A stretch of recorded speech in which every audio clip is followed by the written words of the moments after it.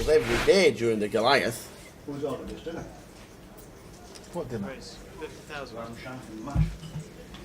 Maybe it's Sue ordered it. I don't know. I didn't order it. Smelling nice, I know that. What is it? Lamb shank. There's lamb shank and mash over there, and if whoever ordered it doesn't turn up soon, Ian Bryan Ian Bryan's munching and his way through that. Phil the Tower are going to arm wrestle for it, and the winner of the arm wrestle gets to have the lamb. It does smell very, very good. We could have a best out of 3 arm wrestle. Who would you take in an arm wrestle? Would you take Ian Bryan, or would you take Phil the Tower? How would we bet the arm wrestle championship of the year, first prize, the lamb dinner? Is there an age discrepancy on this? An age discrepancy on what? On this arm wrestle? What is an age discrepancy? Well, You I'm mean a lot older than Phil, so I should have a slightly better angle. I didn't think you were old enough to play the seniors, Mr. Bryan. I will age very quickly, Ah. to be honest. I do age very quickly. You do? Phil, we're trying to work out how we would bet on an arm wrestle competition between you and Mr. Bryan. How would you bet? Ian's stronger than me. 100%. You think? Yeah. Ian would be 1 to 3.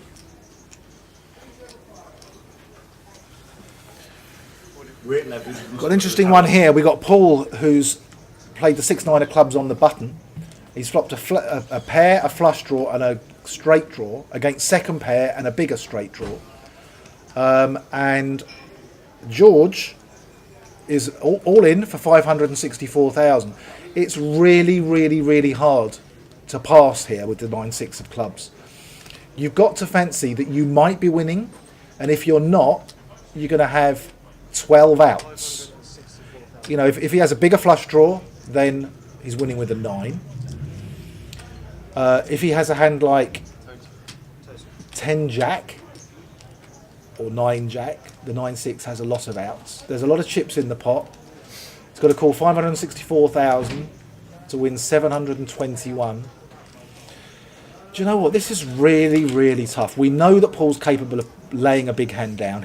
Earlier he passed 7s full when he bet 275,000 on the river to an 800,000 shove, and he was right. He was up against a full house of aces, and he passed his full house of 7s. He thought he had the best hand all along, and when he got raised on the river, he realised he didn't. He threw his hand away, and he's still in this tournament with 1 to go to the final table. Now he's got a decision where it's been moved all in against him. He's got a pair, a flush draw, a straight draw, and a straight flush draw. This is tough, Phil. This is tough. This is very, very tough. How many people can lay it down is the question. Well, the thing is, what... You're raising on the button with 9-6, it comes 8, 9, 10, 2 clubs, and as George just mentioned, all the outs he's got. The thing is, when you've got a hand like the 9-6 of clubs, what you really want is you want to be the one raising. So had it been bet 120,000 to him, and he can move all in for 800,000, and the other guy's got an opportunity to pass and he's got some fold equity, that is exactly the way that you want to play a hand like 9-6 of clubs on that board, because you don't know where you are, and you want to give the other person the opportunity to pass a better hand than yours. But when it's calling for all your chips, it's so much more difficult. I mean, it really is a coin flip. I mean, some players will always call in this spot, some players will always fold in this spot, and most players will do they'll do one some of the time, but they won't do the same thing all the time. I mean, he cannot be drawing dead. It's not like he can be up against the ace-9 of clubs or something like that. So he's against a worse pair and a worse flush draw, because he's got the 9 of clubs in his hand. So, I mean, let's say that the other guy had 2 jacks, for instance. Okay, now the 7's no good to him. If he has the jack of clubs and it came 2 clubs, his flush draw would be no good. You know, maybe the right thing is to pass if he puts him on a hand like that. If he's got 2 pairs, he could make the flush and lose against him if he houses up. He could have a set of 6s. Sorry, he could have a set of 8s or something like that here. Anyway, he's called, he's gambling. I don't think there's a right answer or a wrong answer here. There's a lot of chips, and now we really are off to the races. You know, it's very, very close to a coin flip. The only thing he can't hit is another 9. That won't help his hand, but a 6 helps him, a 7 helps him, a club helps him.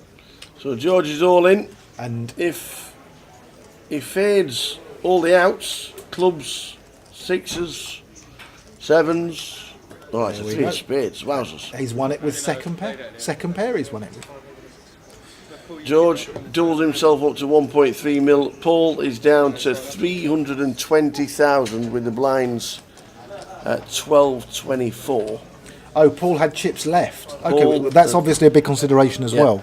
You know, Paul's got chips left. I wonder if he didn't have chips left, if it had been like, you know, if it had been all in for another 150,000. I wonder whether he would have called. You know, I mean, having chips left, still being alive, is obviously part of the calculation and part of the reasoning. So